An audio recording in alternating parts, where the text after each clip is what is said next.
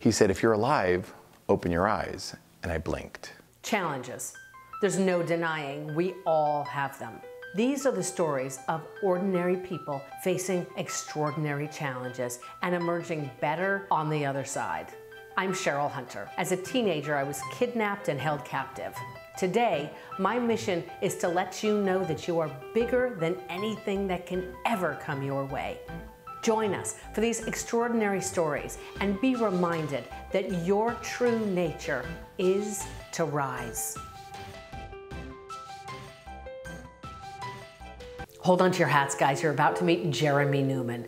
This guy's story is almost unfathomable. It's like out of some crazy action adventure movie. It's astounding that he survived. What's more astounding is who he's become in the aftermath of this story.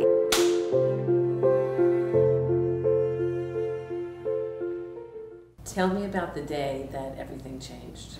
I got to the drop zone on Memorial Day weekend, intending to release the ashes of one of my kitty cats who had died a week or so before in my favorite playground. It was kind of cloudy in the morning, so I decided not to jump right away with the camera, so I decided to do some fun runs. I rehearsed what we were going to do in the air on the ground with another skydiver who was much more experienced than I was.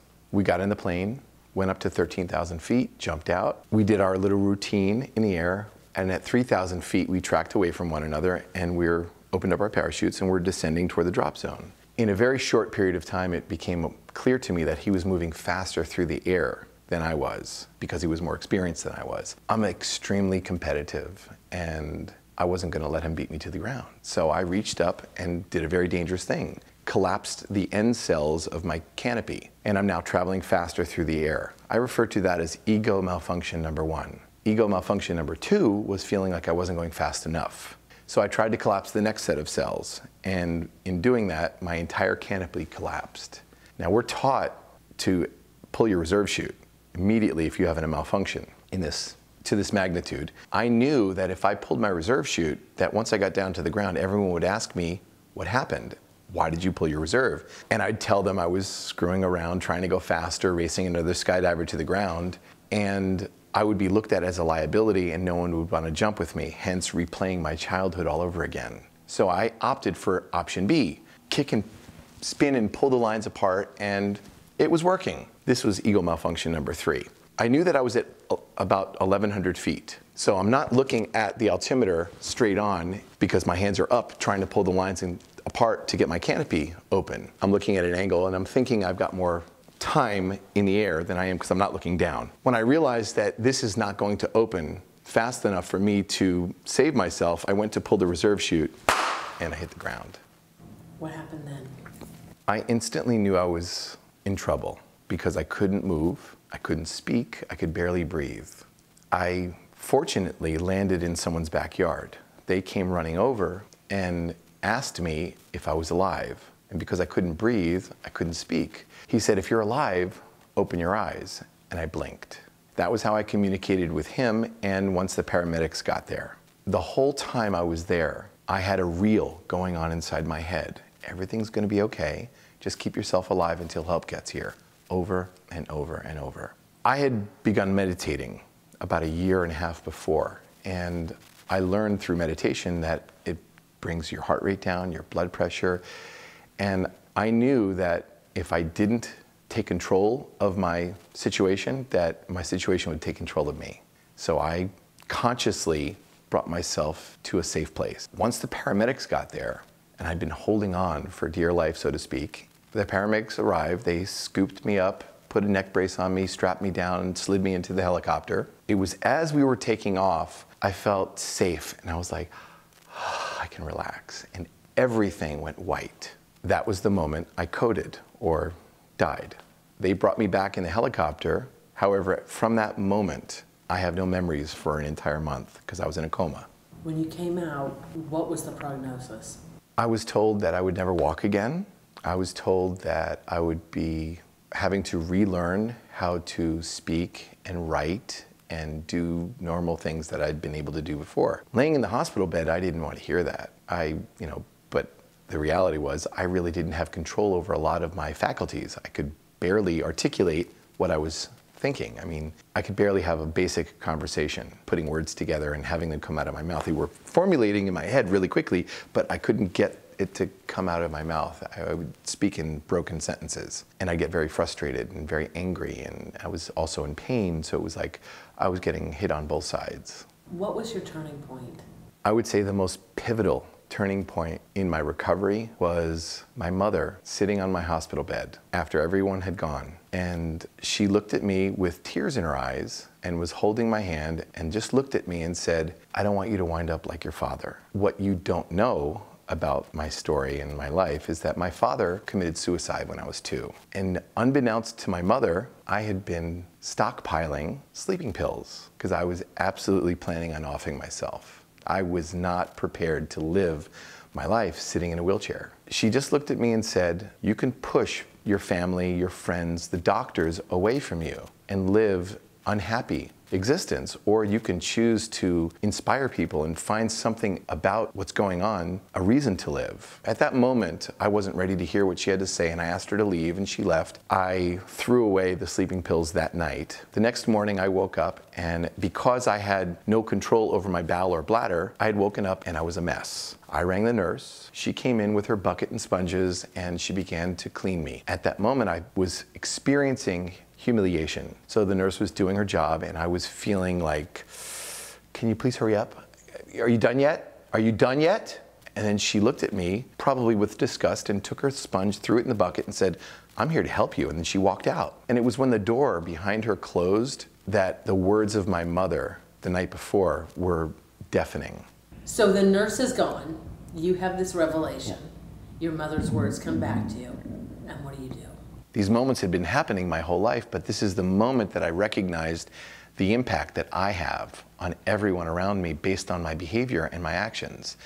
And I just made a decision. I'm going to see how this works. And I just chose to be upbeat and happy. And all of a sudden, everyone around me smiling. And it was an interesting test. And I think the next day, I woke up saying, I'm just going to do the opposite. I'm going to be grumpy and see what happens. And it was raining, and people were just like mean and short and nasty, and it was like interesting. I just kept kind of playing around with it, and I was having a game. It was helping me get through the day. I wasn't focusing on being in pain or not. I wasn't walking. I was learning how to use a wheelchair, relearning how to walk, but I wasn't really walking. I was just, get me on some parallel bars and my legs would just be dangling underneath me because I had no feeling from my waist down. But I was choosing to make the best of a challenging situation. I know you pay it forward now in a larger way. That it started with this experimenting. Yeah. Be happy, be grumpy, see what the ramifications are on people. Clearly. How does it play out now? Now what are you doing with this experiment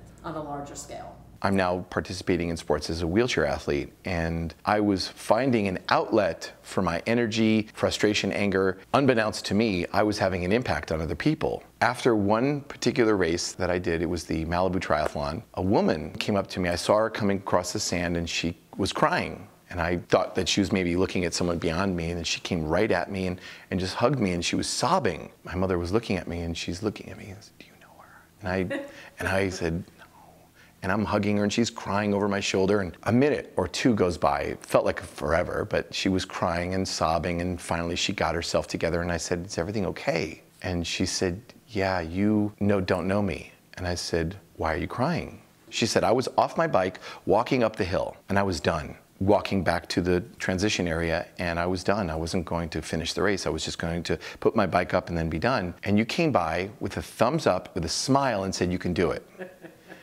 And I said, "And then?" And she said, "I got back on my bike and I finished the race. I may have walked the run, but I was able to finish because I looked at you and I thought, if this kind of wheelchair can give me a thumbs up and a smile and tell me I can do it, I've got no excuses." That was just one instance. This became a recurring theme. And I was racing a lot. I was racing once, sometimes twice a week. And I began to recognize that I was impacting a lot of people just by me doing something that I loved and something that was good for me. I was having a much greater impact on people. So that was the proverbial onion being peeled away, demonstrating how I'm impacting people when I'm not even trying to. I continued to train people as a personal trainer, and I was directly impacting one-on-one people as I was training them. Clearly, I began to look at bigger pictures, like, triathlon. I was impacting tens, if not hundreds of people, in a race. And then the opportunity to become one of the founders of Team Beachbody, I recognized that I had now ways in which to impact hundreds and thousands and tens of thousands of people in ways that I would never have been able to do as a personal trainer. What are you most excited about now? I'm most excited about the prospect of me walking again. More so, how me walking impacts other people. And they see that, wow, if he can do it, I can do it. What has hitting the ground allowed you to do, or who has it allowed you to become, that wouldn't have otherwise happened? The way I identify with what happened wasn't an accident. First of all, I caused what happened to have happened. I refer to what happened as me hitting the ground, because that's what happened, not the story that I made up about me hitting the ground.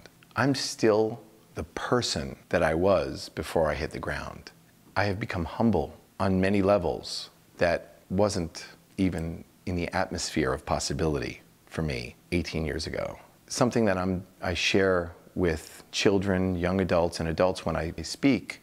We're told, in many cases, multiple times throughout life, that we can achieve anything that we want. As a child, we don't really believe it. We hear it, the words, but we don't really believe that we can achieve anything that we want. I am a living testament to anything that you set your mind to is possible. Don't let anyone steal your dreams.